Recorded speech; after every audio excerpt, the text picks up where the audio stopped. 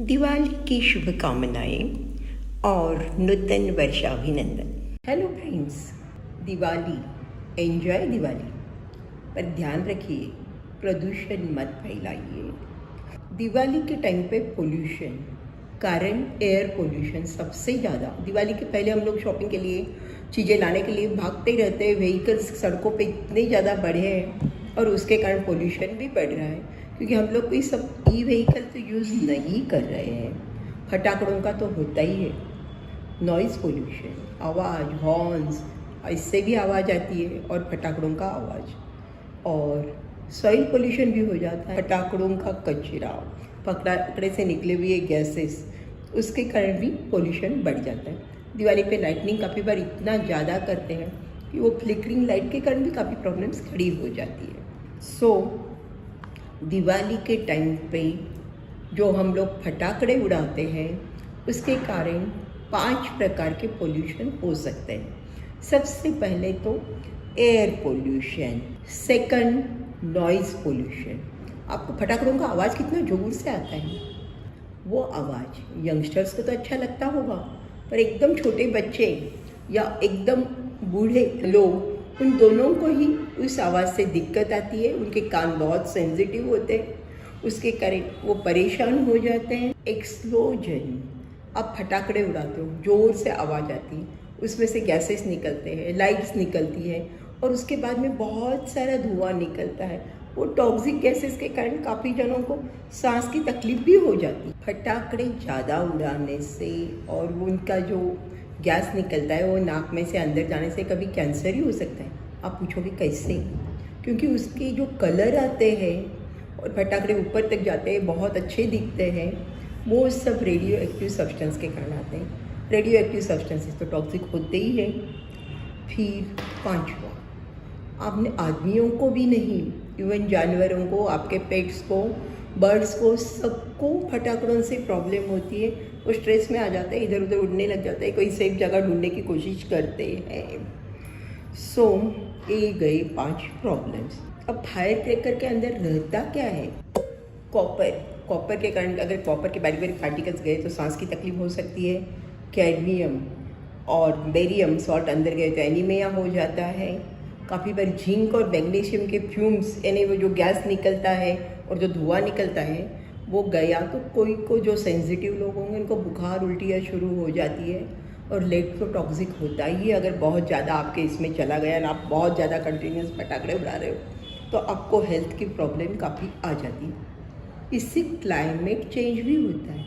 Global warming तो आपने सुना ही है। क्लाइमेट चेंज कैसे होगा?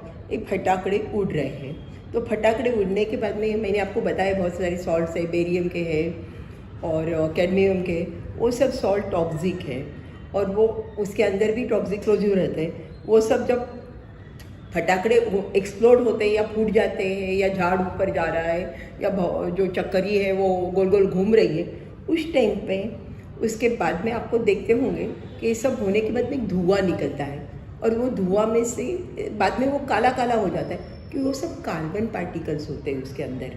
तो ये सब चीज़ें अगर आपने वातावरण में जाएगी तो वातावरण को दूषित तो करने वाली है। ये सब जो फटाकड़े उड़ा रहे हो, उसमें से जो गैसेस निकलते हैं, carbon dioxide, carbon monoxide, nitric oxide, and ऐसे बहुत सारे गैसेस, ये सब गैसेस ग्रीन हाउस इफेक्ट करते हैं। यानी ग्लोबल वार्मिंग जो होता है, जो गर्मी बढ़ती है, वो इनके कारण बढ़ती है। आपने टेम्पररी देखा होगा, अगर कोई एरिया में बहुत ज़्यादा फटाकड़े उड़े होंगे ना, तो बाद में वहाँ पे भी ऐसे थोड़ा गरम गरम लगता है। तो एयर पोल्यूशन के कारण आपको रेस्पिरेटरी प्रॉब्लम होगी। रेस्पिरेटरी प्रॉब्लम होगी तो ऑक्सीजन कम मिलेगा। ऑक्सीजन कम मिलेगा तो हार्ट की भी प्रॉब्लम आ सकती है, दिमाग की भी आ सकती है। फ्लिकरिंग लाइट्स, काफ़ी बार अपन दिवाली पे इतना ज़्यादा लाइटनिंग करते हैं, अगर ये लाइट्स अल्टरनेट, अगर कंटिन्यूस फ्लिकर हो रही है तो माइग्रेन वाले को हेडेक हो जाता है, एपिलेप्सी वाले को अटैक आ जाता है, आँखें भी काफ़ी बार जलने लग जाती है। कभी आप हाथ में फटाकड़ा लेके फेंक रहे हो, जल सकता है। कभी कान के एकदम नज़दीक बहुत ज़ोर से आवाज़ आया तो ये आपके टोटल टेम्पररी या कभी कभी टोटल कान का हियरिंग भी जा सकता है। आँख में फटाकड़ा गया तो पूरा विजुअल लॉस हो सकता है। आवाज़ से क्या होगा? नींद पूरी नहीं होगी, क्योंकि बार बार फटाकड़े उड़ेंगे, नींद डिस्टर्ब हो जाएगी। नींद डिस्टर्ब हो गई, आप दूसरे दिन कॉन्सेंट्रेट नहीं कर पाओगे, अगर कुछ काम चालू है आपके तो प्रॉब्लम हो जाएगी। हार्ट का पेशेंट हो तो उसको खास करके बहुत ज़्यादा आवाज़ से प्रॉब्लम हो सकती है। फायर क्रैकर्स इतने टॉक्सिक है इसलिए ग्रीन क्रैकर्स निकले हैं। ग्रीन फायर क्रैकर्स में मैग्नीशियम और बेरियम की सॉल्ट की जगह पर पोटेशियम नाइट्रेट जो सेफ है और एल्यूमिनियम यूज़ किए हुए हैं, और आर्सेनिक और दूसरे जो टॉक्सिक सब्सटेंसेस होते हैं उसकी जगह पे कार्बन यूज़ किया गया है, कि जिसके कारण थोड़ा सॉइल पॉल्यूशन, एयर पॉल्यूशन सब कम होता है। रेगुलर फायर क्रैकर का आवाज़ 160 to 180 डेसिबल, 200 डेसिबल, काफ़ी बार उससे भी ज़्यादा होता है। वाइल ग्रीन क्रैकर्स का आवाज़ 100 to 130 डेसिबल मैंने अपने हीयरिंग रेंज में होता है, उसके कारण एटलीस्ट कान को ज़्यादा नुकसान नहीं होगा। इसका मतलब ये नहीं है कि मैं ग्रीन क्रैकर का प्रचार कर रही हूँ। कोई भी फायर क्रैकर सेफ नहीं है, इवन ग्रीन क्रैकर के भी साइड इफेक्ट तो है ही पहले से कम। इस दिवाली खुशियों का त्यौहार है, रंगोली निकालते हैं, अच्छे से तैयार होते हैं, एक दूसरों को मिलते हैं, मिठाइयाँ खाते हैं, गिफ्ट्स देते हैं, पर नखी कीजिए, no fire cracker, Diwali enjoy कीजिए। दिवाली की शुभकामनाएं और नूतन वर्षाभिनंदन।